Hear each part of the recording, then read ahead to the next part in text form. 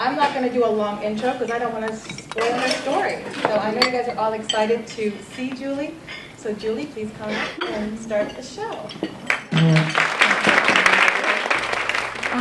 So wonderful to see all your faces here today. And anyone who's heard me speak knows that I don't do anything written or set in stone. I want to talk about the things I think that would be most useful for you guys. So I want to interact with you, and we can head this talk in whatever direction you want. Let me just ask a couple questions so I know the best things to address here today. How many of you work for yourself, own your own companies and work for yourself? Okay. And then the rest of you are working to build a dream in partnership with another owner. You're working for other people, helping build that company as well. Okay, good. Both equally as valuable. I'm only asking in the things that I address here today. Before we talk about business and things like that, as that is very important, of course, I want to talk about women and independence. I know I'm asked to talk about that a lot. I have a unique perspective on that because of my own life experiences. Not only recently with Hands Across the Bay and domestic violence, but just my own life as well. I'm going to share briefly a little bit about my life because you wonder, what does she know? She's standing up there with all these diamonds on, driving here in her fancy car, married some rich guy, and she's going to tell us how to do things.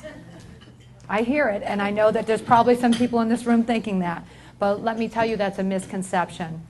I was born in England. My father is East Indian. My mother is English. Moved here when I was 7 years old. My father is an inventor. I spoke to someone earlier here that does some inventions. So with that kind of life, anyone who's been involved with it, you know that it incurs times where you're doing really well financially and you're not doing really well. You're doing really well and you're not doing really well. Although that was a very difficult thing to deal with growing up, I am so thankful for it now. The reason I say that is some of the things that muddle our judgment are what I call FOP, fear of poverty. What I firmly believe has enabled me to get to the level of success that I have now is not having that. I'm not afraid. I know how to live without money, and I know how to live with it. So I don't make ridiculous decisions based on fear with regard to that. You don't want to make those decisions in your personal relationship. You don't want to make them in business or anything else. So you have to know how to live. If you're in a moment right now where you're not doing really well and you're struggling to pay your bills and keep things together, I know it's difficult. I know it's hard because I've lived it. But be thankful for it because you're going to fight your way out of it and you're going to become successful. And then you'll know how to live with money. You're going to know how to live without it. That is a key thing to success. My parents divorced after about 25 years up in Massachusetts. We lived in a beautiful home up there. When that happened, a lot of horrific things happened in our household. You know, it's like a nuclear bomb goes off. But I experienced losing our home, you know, our beloved home to bankruptcy. And I remember the last day being in there and writing on a little note to the house I thought I'd grow up in and live for the rest of my life, and having that taken away and having to move to another state. And this is actually on a funny note. When we were deciding where to live, I asked my mom, where are we going to go? And she's British, she still has a very strong British accent. I said, Mom, you know, where are we going? She's like, I don't know, I've looked at a map, and Clearwater, that sounds like a lovely place. Literally, that's how we ended up in Clearwater. There was that much good decision making that went into it. Although I'm so thankful because I'm so happy to be here, and you could not drag me out of this place. I think it's absolute paradise as I live for every day and look around and enjoy the wildlife that we have, and you wake up every day and it's a sunny day. When we moved down here, instead of living in a 7-bedroom home in New England in a wealthy little town called Cohasset, we were down here in Clearwater on Sunset Point in Hercules, and it wasn't easy. My mother was 50-something years old, I think 53, 54, when my father and her divorced after 25 years. Now, my mom, when she met my father, was a registered nurse midwife. She was a drill sergeant in the British Royal Army, very independent, strong woman. She gave up all of her life, her career, her friends, her family, to be married and have her children, only to find herself at 53 years old struggling to keep the electricity on and not lose the condominium that we bought. It was not a fun thing, and I remember seeing her struggle and seeing her fight, and the only job she could get, because her license to be a nurse or a midwife wasn't valid in the United States, she had to work as a CNA, and I believe she was making $6 an hour. She worked so hard. She did more than she was expected to do. I mean, she was a workhorse, and I remember her being so excited because they were going to give her a raise. So happy, so happy. I came home from school that day, and my mother was so upset. She had taken to drinking her rum and cokes, and I said, oh no, what happened now? Because usually you never know what was going to happen. I said, what happened now? They gave her a raise. Guess what her raise was after working there for years and years? And I finally decided they were going to give her a raise. 10 cents. They moved her to $6.10. She was sure that after all of her hard work and doing more than expected, that she would be rewarded and that she would be able to make things work.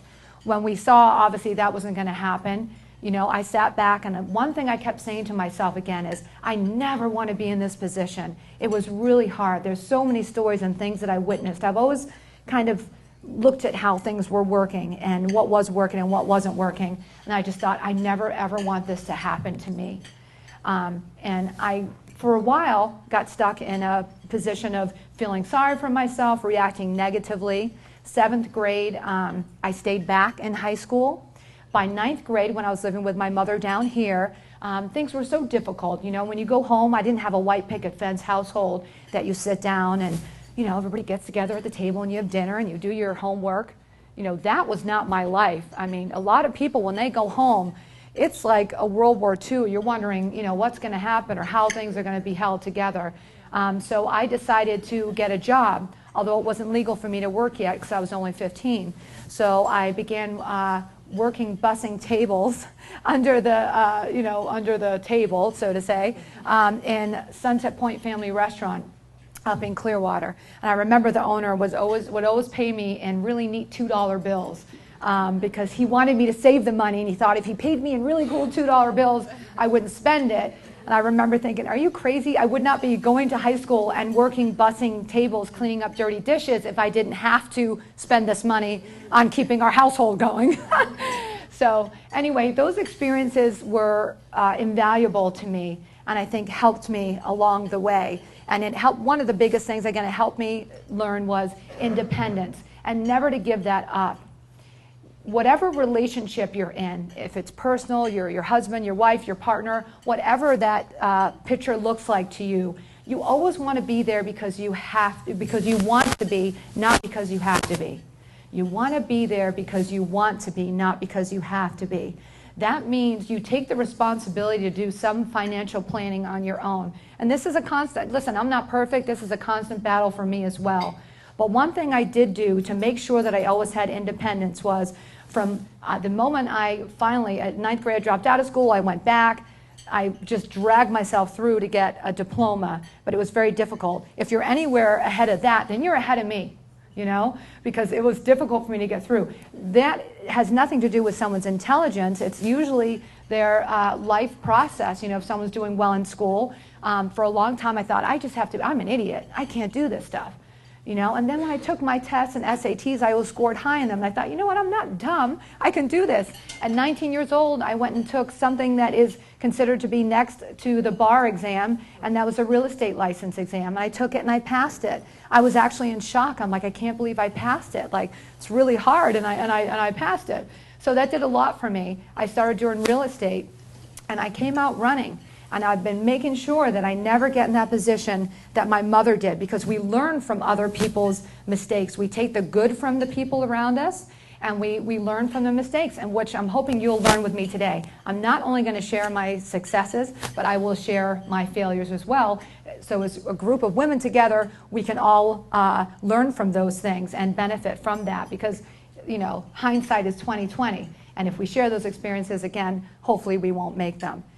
So when I got out of high school, got my real estate license, and I started working in real estate. Nobody took me seriously, I realized very quickly. So I started making sure that I bought suits wherever I could get them, wherever I could afford to get them. I always put my hair up in a bun. I carried a briefcase. I tried to look so much older than I was. And it worked, because most of the women I was working with were a lot older than me. And I figured I could prove them wrong by what I do, not by what I say or anything else. By 20 years old, I had talked to a very affluent family here in the area into letting me handle millions of dollars of their real estate, and many other people as well. And most of them didn't even realize that I was only 20 years old. I laugh, actually, one of the families I worked for out of many was the Pepin family, a great family over in Tampa. We're still very good friends today.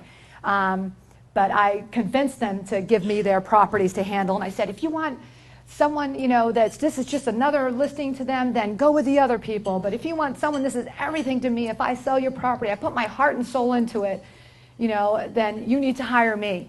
And I remember pitching that with all of my worth and my pain and the things that I dealt with as a younger person propelled me to have that drive and fight to make sure that I succeeded, and I did those things, and it worked.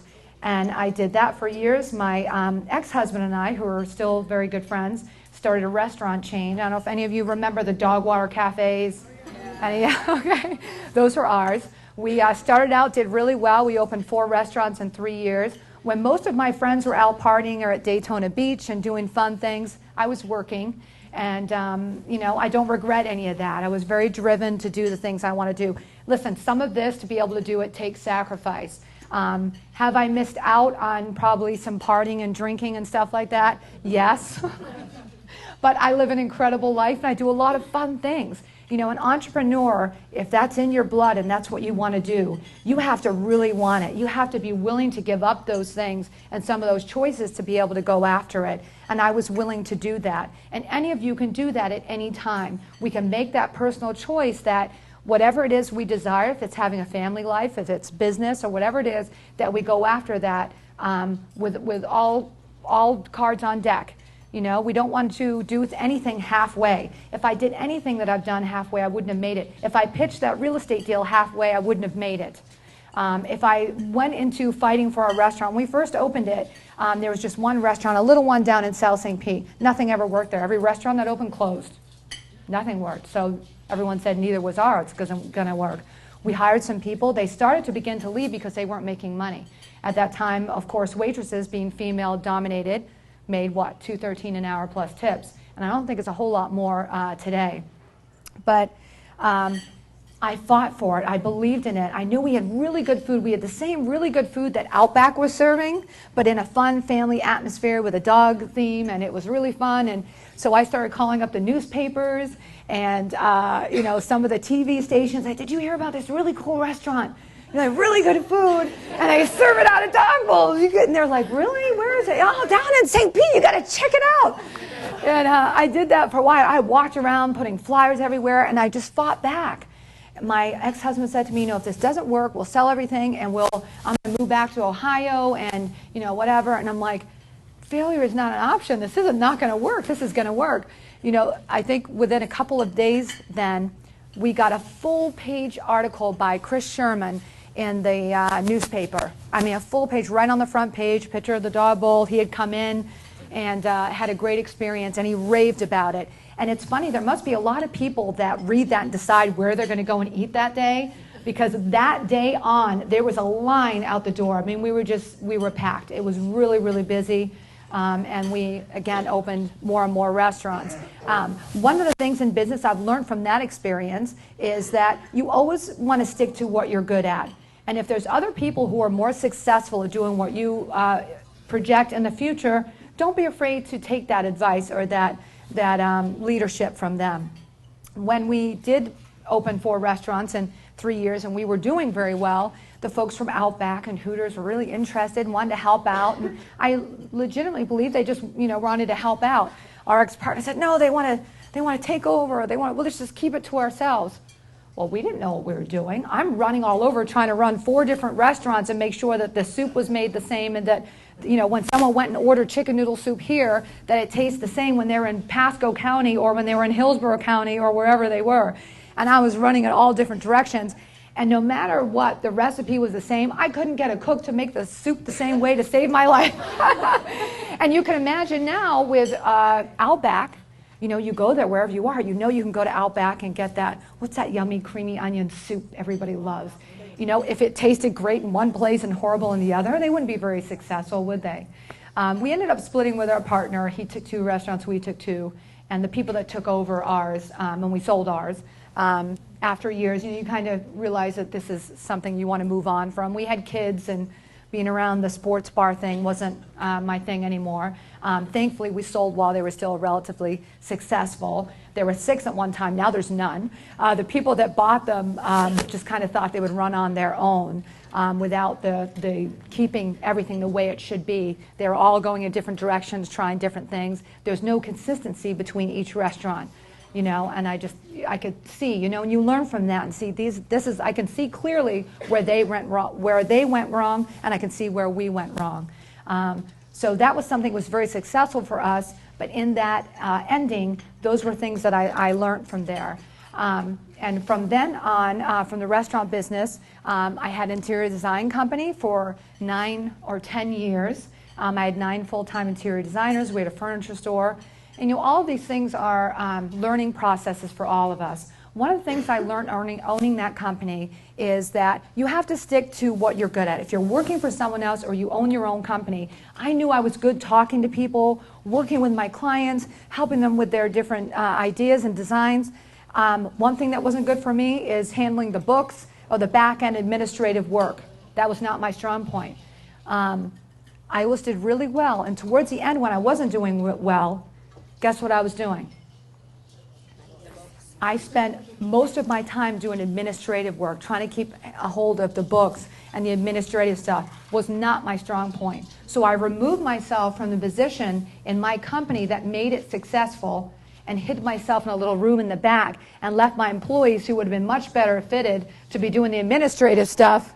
And it really caused a huge problem for my company. I mean, that is a deadly thing. So I want you to think about that today. Whatever business you're in or whatever business you own, are you best suited to handle, you know, are you working in the best thing you're suited to do?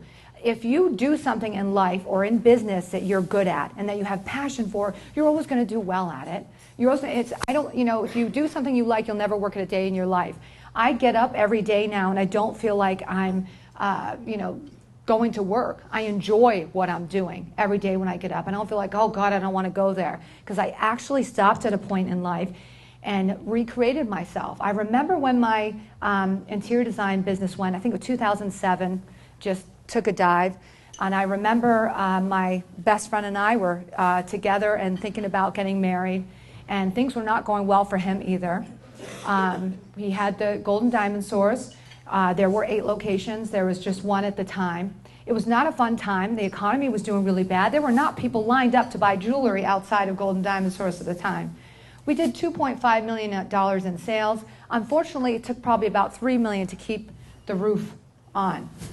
So there was a time where he debated, do I go bankrupt? And I'm like, oh, you know, at one period of time, my business was doing better, so I would lend his company money and vice versa. And we started to take out the jewelry cases and put furniture in, because I was making more money than the jewelry store was at one time.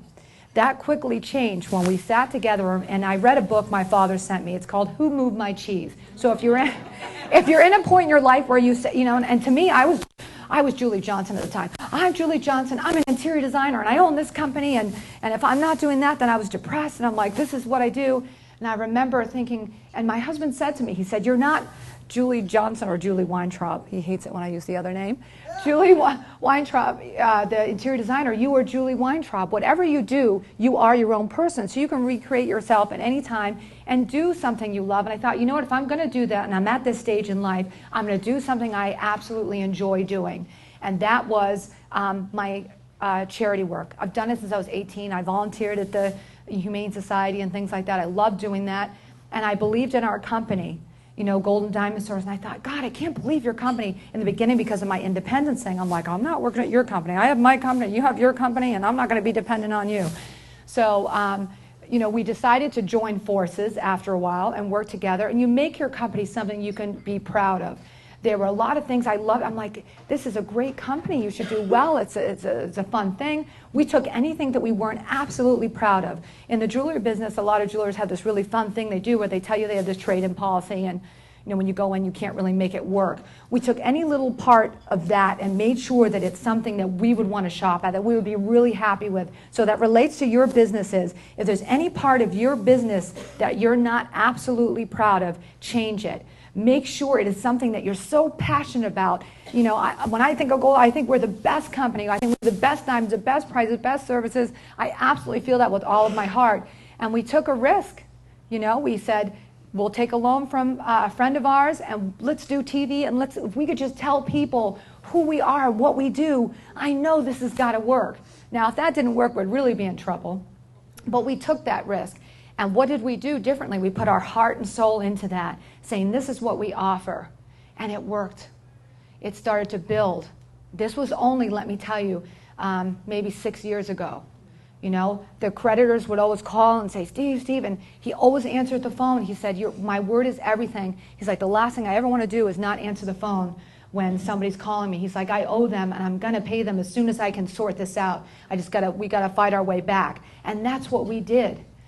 They were doing $2.5 million at the time. Now, guess what we're doing this year? Over $30 million in 6 years.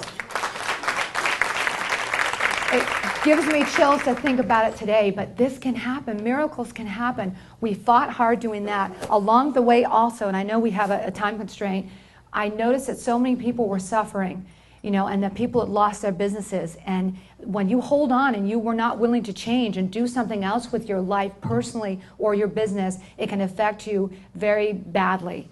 So we started doing a lot more charity work. We didn't have a lot of money to give away, obviously, but we had a lot of inventory and jewelry that we had around, and I thought, let's take some of these pieces we haven't, sold in forever, and we would start donating them to other charities, and I realized, gosh, we can raise so much more money for these other charities. Then funds are available for the people who really need them. We can help people stop committing suicide over the loss of businesses and things like that, and help them get back on their feet. So I got to enjoy doing my charity work and running the business. I loved and got up every day and was very passionate about what I'm doing. I want to go back to really quick, and just to give you that story of where we were and where we are today, is women in independence. You have to make sure that you have that independence. With my husband or whoever it is, again, I say being somewhere because you want to be, not because you have to be. Taking the company from where it was, 2.5 to 30 million, and I shouldn't be saying this on tape, but guess what the accountants thought was fair compensation for me. Because for tax purposes, it made more sense to pay my husband more and me just a little bit, and I could just ask him for money when I needed it. Guess what they thought was good compensation? And I actually let him away with it for a couple months before. $30,000. Now it's well over multiple six figures. I said, there's no way. So you have to. That can even happen. I consider myself a smart, savvy businesswoman, but I actually went along with that for a few months before I said, what the heck? I worked my rear end off and built this company up to, tens of millions of dollars, and that was what, tax purposes, a bunch of men making these decisions. So we have to fight for ourselves. Not all of this is book sense. A lot of it is common sense. Think about common sense. A lot of positions I've been in lately, I think about it. Common sense. You can think about it. Does this make sense? And make sure that you have independence. Make sure that your car isn't owned by your husband, that your house isn't owned by your husband. I think about Audrey Mabry, and I think about what would have happened if she didn't have to. She owned a house with her husband. They were going through a divorce. She moved out with the kids. I'm not sure why that is. She moved out with the kids. So, all of her stuff is in her home, but she has this apartment. So she was running that day, and she went into her old house where all of her things were because she had kids and she wanted to go. People say, why did she go back there? Well, that was her house, but of course it was in his name. So she goes back to the house and was faced with someone who was standing there with a knife and attacked her and eventually set her on fire and burned over 80% of her body. and she's still with us today. She's an amazing woman. Many of you are familiar with her case. She runs a domestic violence division of our charity, Hands Across the Bay, and she's done amazing things. But what I take from all these different situations, that's just one story of so many. Melissa Dome's story, by the way, the young girl who was stabbed 32 times, I spoke about her last time I spoke here, this Saturday night on CBS. It's a 48-hour special called Live to Tell. I really hope you guys all tune in to watch that and hear about her story. But if I could say anything to women, not young women, and just everybody in this room, make sure you have some independence. Make sure you have a bank account on the side or something that you have. Don't commit financial espionage. What's the word I'm looking for? You know, don't steal from your husband, but knowingly, my husband knows I have this and this is mine, it's set aside. So, you know, you don't want to be saying to your husband, you're not going to treat me like that. I'm not taking this. And then he's thinking, what is she going to do? Get on her bike and ride away? You're all too smart for that. I know most of you in here, and I know you're all strong women. You want to get in your car and tell him to leave your house and leave. It's good for your relationship. The other worst thing I've seen, it's happening in my life right now with someone that works with me. She met a guy, he's thinking about getting engaged to her. He's bought her the ring. She doesn't even have it on her finger yet. She works for me full time, has benefits, 401k plan, everything going. Guess what she's heading towards doing? Quitting her job. And I'm like, oh my God, you don't even have the ring on your finger. And you know, so this guy married this independent woman who had a great job and she was working and doing all these great things. And he talks about marrying her, and all of a sudden, when she's floating around in the house in her PJs all day, she doesn't have a job, and she's coming in, can I have money to go buy some jeans? Can I have some money to go eat lunch with my friend? It's not going to be as interesting anymore. And I don't know if they'll even make it to getting married. Independence is so important. Be a strong, powerful businesswoman. We're all smart people, and supporting each other is one other thing I can get in there, and I know I'm probably over time. I'm doing good. Supporting each other. Men, if you notice women, work together. They all work together. They don't do what a lot of women do to each other. I see it changing a lot, which is wonderful. Groups like this where women are getting together, we're all here to support each other and hopefully use each other's products and services. Like earlier we were talking about financial planning. What is the name of your company again? S.L. Ferguson Wealth Management Services. Okay. If you're going to make... well, S.L. Ferguson Wealth Management Services, see, it did sink in. You know, reach out to her. Make a financial plan for yourself. You know, do that. You'll be much more self-confident in everything you're doing. But supporting each other, total ADD, supporting each other is a very important thing. And a news anchor was telling me once, and I experienced it too, men don't tear each other apart as much as women do. When I was in interior design, I worked with other interior designers, and they were shocked by it. Like, well, you want to work with me? Because all the interior, I do this, and she does that, and she's crap, and she's this, and she's that. And I'm like, let's all work together. I'm a woman who owns my own company. There's these huge projects to be done. I can't do it on my own. You can't do it on your own. What if we take it on together? These huge high-rises that are going up. Men would work together and get that done. They would. And it was falling on deaf ears. And I love groups like this because it's getting women to work together. And I see you all supporting each other and loving each other. But, you know, try to resist the urge to be critical of each other. You know, a news anchor, I was saying she had kids and waking up in the morning and going and doing the news every day. I think it was Gail Sirens. And she was talking about how people would write in and say, oh, you look tired and you look this and you look wrinkly and blah, blah, blah. It doesn't go to the men. It goes to her. And it was women. It was women writing that into her. Like, it's bad enough for it to come to from men, but it was women. And, you know, I get the same thing. I had a woman write in one time. And I choose to laugh because you can either cry or laugh. But, you know, and they say mean things sometimes. You know, I try and look as nice as I can. I'll do as much as I can to remain as attractive as I can, but I'm not going to turn myself into a circus freak. I'm not trying to be a supermodel. So it's not news to me if I don't look perfect. I'm 42. I'm a mom. It's okay. You don't need to call me and tell me that I have wrinkles or I don't look good or my chin needs done or whatever. But I had a woman call in one time and say, you know, you should get someone else to do the commercials. Your cap teeth are too big. And I'm like, my teeth are too big? I'm like, first of all, these are my teeth. I'm like, I can't change my teeth. These are just my teeth. But I'm thinking, how much time does this woman have on her hands? Like, I can't return the emails I need to return and write into people I need to write into. And she's taken the time to sit down after seeing my commercial and write in a letter to tell me my teeth are too big. It's like, it's so crazy. You know, there's definitely a better use of our time. And, you know, we all catch it. I catch myself, if I catch myself doing it, and I want you guys to all think about that. Do we encourage each other and love each other and be willing to work with each other? You know, men do that. Let's do that too. We'll be so much more successful in everything that we do.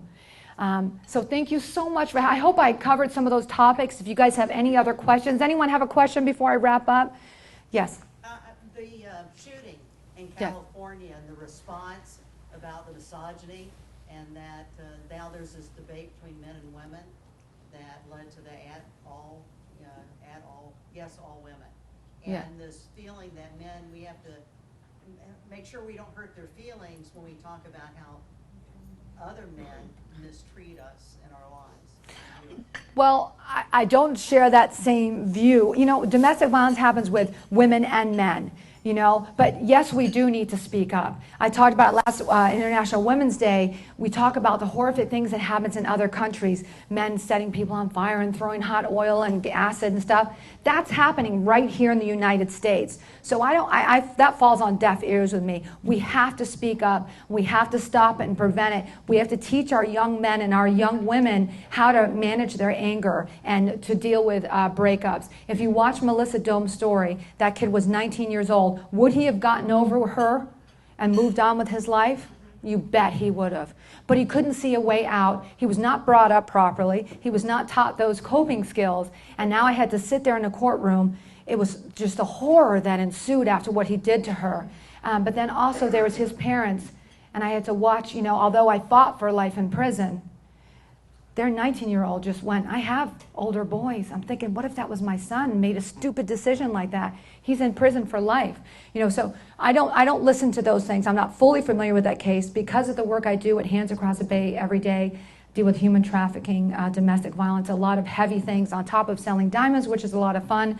So I can't handle coming home and watching every horrible thing that happened around the world. I do firmly believe that there's much more good in the world than bad, and there's a million beautiful things happening around this country every day. And the news, to let them infect my household and find every bad, horrific thing and like spew it into my household, I just don't do that. I choose not to. I know what's happening around. I see it every day because of my charity. We all know what's going on in the country. I don't think we need to subject ourselves to that. But no, I don't have fear for that, and we won't be quieted because somebody's saying something like that. We need to speak up and talk about these things. So just let that one roll off your shoulder. All right, anybody else? And I'm available afterwards too. Thank you so much for having me today. I appreciate it. I hope I answered everything you wanted. Thank you. You're so cute. I love you.